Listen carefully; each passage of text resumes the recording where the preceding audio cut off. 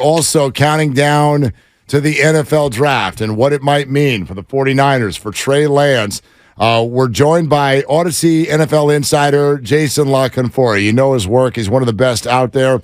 Insider calls are presented by the Audacy NFL Draft Show. Join Jason and Brian Baldinger on the first night of the draft for an inside scoop on all of the best prospects. It all starts Thursday, April 27th at 4 p.m. Pacific on the free Audacy app. And you can listen on 95.7 The Game starting at 7 p.m. Jason, hello. Thank you for joining us. What's your gut tell you with regard to whether or not Trey Lance gets traded?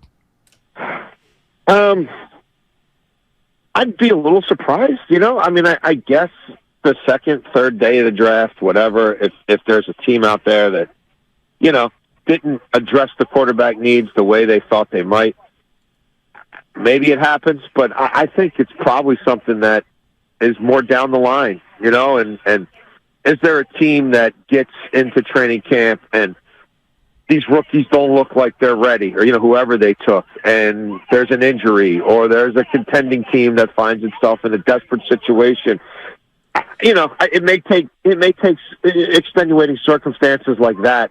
If they're trying to exact any sort of leverage, or make a real football trade, you'd be selling real low on this kid right now, coming off another major injury. And I just don't see why the draft would be, a natural time for a team to feel like, yeah, we need to go get Trey Lance. Is there a sense, though, that his stock can only go down from here if, in fact, he's not the starter and Brock Purdy, when healthy, is? Sam Darnold expected to maybe be the backup. So if he's a third stringer, does his value go even further down? I don't think he has any value, I don't think you could get value for him now. I don't think you're going to get much value for him in that circumstance. I mean, look, maybe he fares well in preseason games. I think at some point there's got to be some film of this kid playing football, at a level that is in any way commensurate with where he was drafted, or maybe even that's just way too high a standard at this point. But to look like someone who has a viable future throwing footballs for a living, there's just not enough of it. It hasn't really happened with any regularity since high school. So I just think value is sort of poppycock at this point. And I don't know what can get, what do I think they could get for him now? It's like a 5 or a 6, maybe. You know what I mean? I don't know how much worse you could get. He gets beat up by Brock Purdy and it's a 7. I don't know. But it certainly looks like a sunk cost at this point. Jason La Canfora is with us. We got all kinds of questions, but I got to be honest with you, Jason. I want to follow up on that because I'm finding this to be a little bit surprising. And I'm not saying you're wrong, but what I'm asking is a guy who went through the draft process 2 years ago. All of these teams had to have an evaluation of him, and even if it wasn't, hey, third overall pick in the draft, we haven't really seen him play. So wouldn't there be teams out there who, based on that evaluation 2 years ago, would still be intrigued in him well earlier than, as you're saying, 5, 6, 7? You really think the value is that low? How high was Jeff Okudah drafted? How high was he drafted? Same spot. I don't have that off the top. I understand that. He was a top 5 pick. Yeah. He just went for a 5th rounder, and he actually played pretty good. He played way better than your quarterback ever has, and they got a 5 for him. But he hasn't played at all. You know what I mean? Problem. Well, but is that not a gift and a curse, though? Honestly, most teams look at this in terms of a projection, right? The unknown, the backup quarterback syndrome, I think for a lot of teams is a good thing. He hasn't put necessarily any bad stuff on tape either, has he?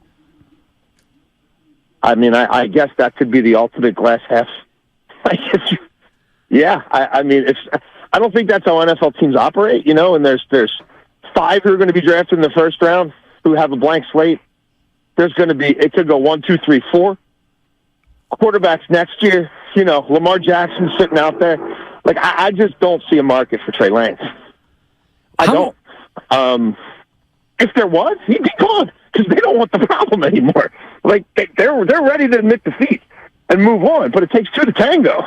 And I just, I don't see another team investing any sort of real draft capital in finding out if he can play, if he can stay healthy.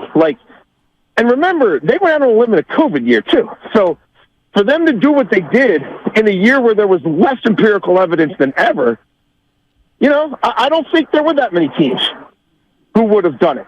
There might not be any other teams who would do everything San Francisco did to be in position to take them. And, there's dudes playing in the XFL. There are people playing football, that will get a shot on rosters. And they're like, why am I going to, what am I giving up for this guy? And if Kyle Shanahan, if the team that did all this, that we wouldn't have done in the first place, is ready to move on for Brock Purdy, who had a very limited sample size himself, and he got hurt? Nah, man, I just don't see it.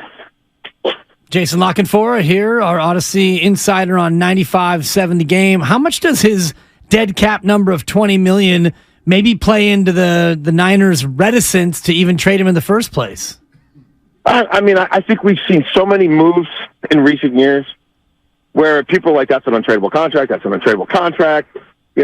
I'm old enough to remember Jared Goff being an untradeable contract.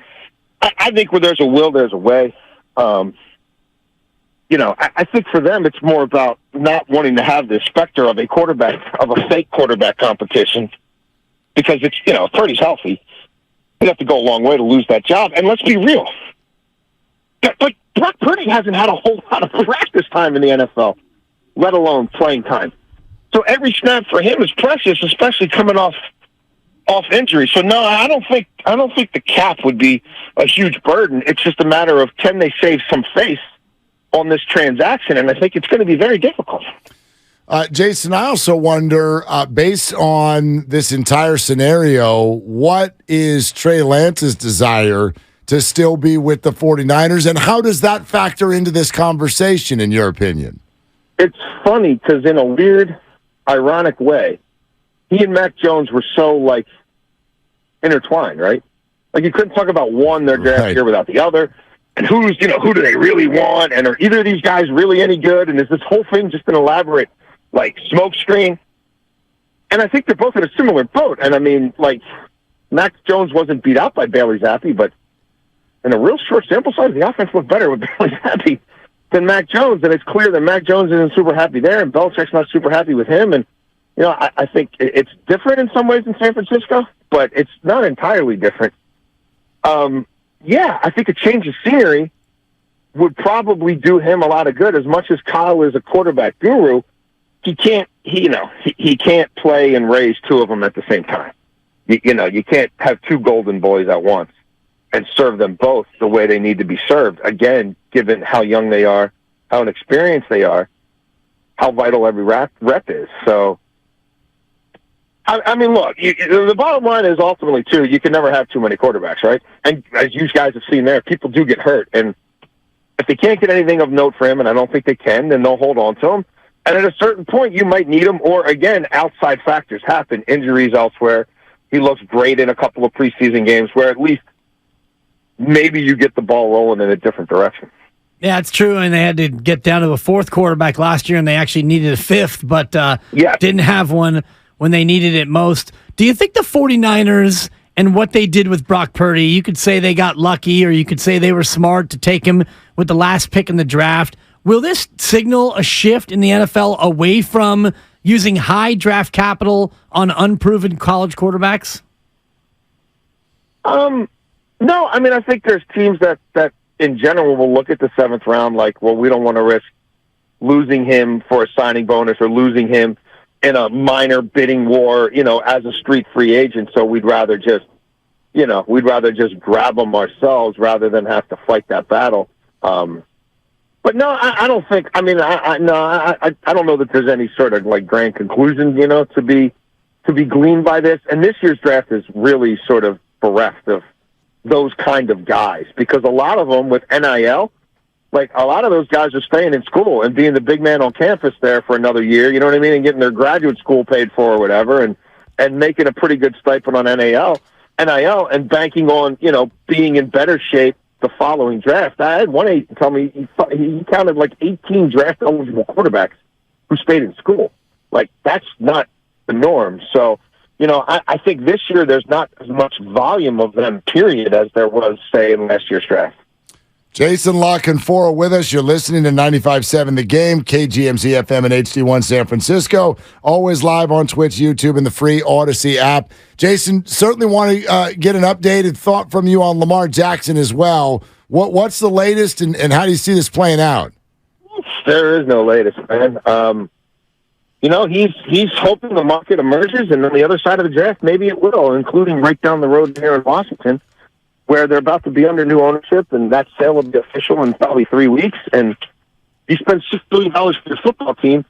You might not be in love with Sam Howell as your starting quarterback. Heck, you might not be in love with Ron Rivera as your head coach, considering he was handpicked by the toxic, creep owner who's finally selling. So I don't know that anything changes between now and the draft. I don't think there's a scenario where he's traded during the draft because it's a complicated situation with the contract and everything else. But, I don't know. Could New England, for instance, be sitting there next Monday and Robert Kraft calls Belichick into his office and says, no, all right, we didn't draft any quarterbacks, and you don't love the one we took a year ago. What about this guy? It only takes one team, but in the meantime, there's not really any communication between him and the Ravens, and he's sitting back, and he's in no hurry, and the July 17th is the next deadline, right? That's when he either plays on a franchise tag or he gets an extension. I don't see a long-term extension in the cards here, and they could figure out a way to sweeten the pot for 1 year, And if they do that, I think there's a way to at least put lipstick on the pig and try to make one more run with him, but it's complicated. Jason, interesting stuff, man. Really, really appreciate your time, and we'll be listening for you on Thursday night, and looking forward to it. Thank you. Thanks for having me. Have a great night. Thank you. Yep, you too. That was Audacy NFL insider Jason La Canfora. Insider calls are presented by the Audacy NFL Draft Show. Join Jason and Brian Baldinger on the first night of the draft for an inside scoop on all of the best prospects. All starts Thursday, April 27th, 4 p.m. Pacific, on the free Audacy app, and you can listen right here on 95.7 The Game starting at 7 o'clock.